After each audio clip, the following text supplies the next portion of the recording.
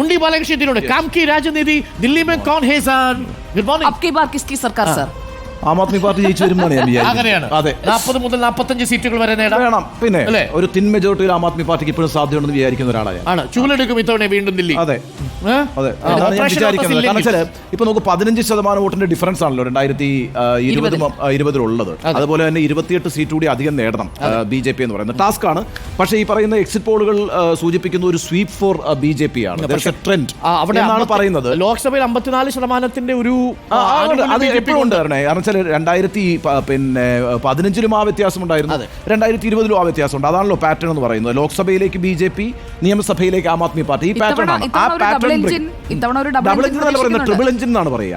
അതായത് കേന്ദ്ര സർക്കാർ, പിന്നെ സംസ്ഥാന സർക്കാർ, മണ്ഡലം, അങ്ങനെയാണ് BJP അത് കോയിൻ ചെയ്തിരിക്കുന്നത്. പക്ഷേ മുനിസിപ്പാലിറ്റി കൂടി വന്നിരുന്നെങ്കിൽ കാര്യങ്ങൾ വേറെ ആകുമായിരുന്നു. പക്ഷേ മുനിസിപ്പാലിറ്റി ഇത്തവണ BJPക്ക് വലിയ മുൻതൂക്കം കൊടുത്തു കേട്ടോ. BJP അവിടെ അധികാരത്തിൽ ഉണ്ടായിരുന്നെങ്കിൽ പോലും വലിയ ആന്റി ഇൻഫ്ലുവൻസ് BJPക്ക് മുനിസിപ്പാലിറ്റിയിൽ ഇല്ല. നിങ്ങൾ നോക്കിക്കഴിഞ്ഞാൽ 130 അല്ല, അഡ്വാൻറ്റേജ് BJPക്ക് ഉണ്ട്. കാരണം 10 വർഷം ഭരിച്ചിരിക്കുന്നു എന്നുള്ള ആന്റി ഇൻകംബൻസി ഉണ്ട്. അതേപോലെ തന്നെ പഴയ ഒരു ഇമേജ് അരവിന്ദ് കെജ്രിവാൾ ഇല്ല എന്നുള്ളതാണ്. കാരണം after this excise policy issue അവരുടെ ആ പഴയ ഒരു ആന്റി കറപ്ഷൻ ഇമേജ് പോയിട്ടുണ്ട്. അത് തകർക്കുക എന്നതായിരുന്നു അതായിരുന്നു ഏറ്റവും ബിഗസ്റ്റ് പ്ലോട്ട്. ചെറിയ പ്ലോട്ടും ആയിരുന്നില്ല. അത് വിത്തിട്ട് കൊടുത്തത് കോൺഗ്രസിന്റെ ഗവർണർ ആണെങ്കിലും അത് ഉപയോഗപ്പെടുത്തിയത് BJP ആണ്.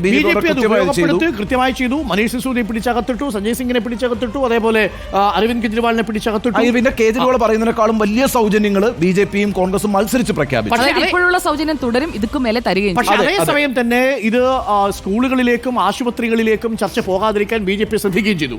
കാര്യം സ്കൂളുകളെയും ആശുപത്രികളെയും അവിടുത്തെ എല്ലാ വിമർശിക്കുന്ന രാഷ്ട്രീയ നേതാക്കൾ പോലും അംഗീകരിക്കുന്നു എന്നുള്ളതാണ്. ഈ കഴിഞ്ഞ ദിവസങ്ങളെല്ലാം തന്നെ നരേന്ദ്രമോദി ആയിരുന്നു ഏറ്റവും ബിഗസ്റ്റ് ക്യാമ്പയിനർ കേട്ടോ. എല്ലാ ദിവസവും ഡൽഹിയിലെ യോഗങ്ങളിൽ അദ്ദേഹം പങ്കെടുത്തിട്ടുണ്ട്.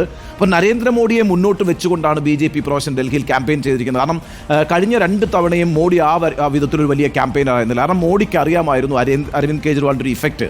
പക്ഷെ അവിടെ വന്നിട്ട് ഒരു ബെറ്റ് മോഡി നടത്തുന്നത് 2025 ആ അർത്ഥത്തിൽ നരേന്ദ്രമോദി ലീഡ് ചെയ്യുന്ന ഒരു ഇലക്ഷനാണ് ഡൽഹിയിൽ നടന്നിട്ടുള്ളത്. ഞാൻ പറയുന്നത് ഈ പറയുന്ന 15% ഡിഫറൻസ് നിൽക്കുന്നു, വലിയ സീറ്റ് ഡിഫറൻസ് നിൽക്കുന്നു. അത് മറികടക്കാൻ എളുപ്പമല്ല BJPക്ക് എന്ന് പറയുമ്പോൾ പോലും ഒരു അണ്ടർ കറന്റ് BJPക്ക് അനുകൂലമാണ് എന്നുള്ളതാണ് നിരീക്ഷകരുടെയും അതുപോലെ തന്നെ എക്സിറ്റ് പോളുകളുടെ ഒക്കെ വിലയിരുത്തൽ എന്ന് പറയുന്നത്. 2013 മുതലുള്ള ഈ ശരാശരി വോട്ടിംഗിന്റെ നമ്മൾ ഒരു കണക്ക് നോക്കിക്കഴിഞ്ഞാൽ 2013 25% ഉണ്ടായിരുന്ന കോൺഗ്രസ് ആണ് പിന്നീട് 2020 ആകുമ്പോൾ 10%-ലേക്ക് 4%-ലേക്ക് മെലിയുന്നു. ആ 4%-ലേക്ക് മെലിഞ്ഞിരിക്കുന്ന കോൺഗ്രസ് ഇത്തവണ തിരിച്ച 2020 10%-ലേക്ക് മടങ്ങിയാൽ പക്ഷേ ഇമ്പാക്ട് കൂടുതലായിരിക്കും. 2015 പോലെ ആയിരിക്കില്ല എന്നർത്ഥം. കാര്യം ഒരു ഭാഗത്ത് BJP വളരെ ശക്തമായി തിരിച്ചുവരവിനൊരുങ്ങുമ്പോൾ ഇന്ത്യൻ നാഷണൽ കോൺഗ്രസ് നേടുന്ന 6% വോട്ടുകൾ 10%-ലേക്ക് വന്നാൽ അത് ആം ആദ്മി പാർട്ടിയുടെ സ്പോയിലറാണ്. അല്ല, ഇതിനകത്തൊരു പ്രധാനപ്പെട്ട പ്രശ്നം വെച്ചാൽ BJPയുടെ വോട്ട് സ്പ്ലിറ്റ് ചെയ്യുന്ന പ്രശ്നമില്ല. കാരണം BJPയുടെ വോട്ട് അവിടെ ഇൻടാക്റ്റ് ആണ്. പിന്നെയുള്ളത് ഈ പറയുന്ന നമ്മളിപ്പോൾ ഈ സെക്കുലർ ആൻറ്റി സെക്കുലർ വോട്ട് ബാങ്കുകളാണല്ലോ നമ്മൾ പറയുന്നത്. അതിനകത്ത് ഈ പറയുന്ന സെക്കുലർ വോട്ട് ബാങ്ക് ആണ് എപ്പോഴും ആം ആദ്മി പാർട്ടി ആൻഡ് കോൺഗ്രസ് എന്ന് പറയുന്ന ആ ബ്ലോക്കിനെ പിന്തുണയ്ക്കുന്നത്. അവിടെയാണ് ഈ പറയുന്ന കടുത്ത മത്സരം നടക്കുകയാണെങ്കിൽ സ്പ്ലിറ്റ് ഉണ്ടാവുക. ആ സ്പ്ലിറ്റ് ഉണ്ടായാൽ നാച്ചുറലി അത് BJPക്ക് ഗുണമാണ്. സിമ്പിൾ അരിത്മെറ്റിക് കണക്കാണ് ഇക്കാര്യത്തിനകത്തുള്ളത്. ഈ പറയുന്ന ആം ആദ്മി പാർട്ടിയും കോൺഗ്രസും ഒരേപോലെ അഗ്രസീവായി ക്യാമ്പയിൻ ചെയ്തിട്ടുള്ള ഈ തെരഞ്ഞെടുപ്പിൽ വോട്ടർമാർക്ക് ഒരു കൺഫ്യൂഷൻ ഉണ്ടായിട്ടുണ്ട്. 26 മിനിറ്റ് മാത്രമേ ബാക്കിയുള്ളൂ. 8 മണിക്ക് പോളിംഗ് തുടങ്ങാൻ പോകുന്നു. ഇപ്പോൾ സമയം 7 മണി കഴിഞ്ഞ് 24 മിനിറ്റ്. ദില്ലിയിലെ ഇലക്ട്രിസിറ്റി ബോർഡുകൾ വഴിയുള്ള വിതരണം ചെയ്യുന്ന വൈദ്യുതി 200 വാട്ട് വരെ 200 യൂണിറ്റ് വരെ സൗജന്യമായി ഇരിക്കുന്നു. അതേപോലെ അവിടുത്തെ ഡ്രിങ്കിംഗ് വാട്ടർ ഏകദേശം 10 കിലോ ലിറ്റർ വരെ അവിടെ ഫ്രീ ആയിട്ട് കിട്ടും. കൗതുകരമായ കണക്ക് ഈ പറയുന്ന ഈ വൈദ്യുതി പറഞ്ഞുകൊണ്ടാണ് 47 ലക്ഷം കണക്ഷൻസ് ആണ്, ഹൗസ് ഹോൾഡ് കണക്ഷൻസ് ആണ് വൈദ്യുതിക്കുള്ളത്. അവിടെ 30 ലക്ഷം ആളുകൾ വൈദ്യുതിയുടെ പണം അടയ്ക്കുന്നില്ല. കാരണം എന്താ വെച്ചാൽ 200 യൂണിറ്റ് വരെ ഫ്രീ ആണ്. പിന്നെ ബാക്കി 17 ലക്ഷം ആളുകളാണ് പൈസ അടയ്ക്കുന്നത്. അതിനൊരു ക്യാപ്പ് ഉണ്ട് കേട്ടോ, 800 രൂപ വരെ അടച്ചാൽ മതി.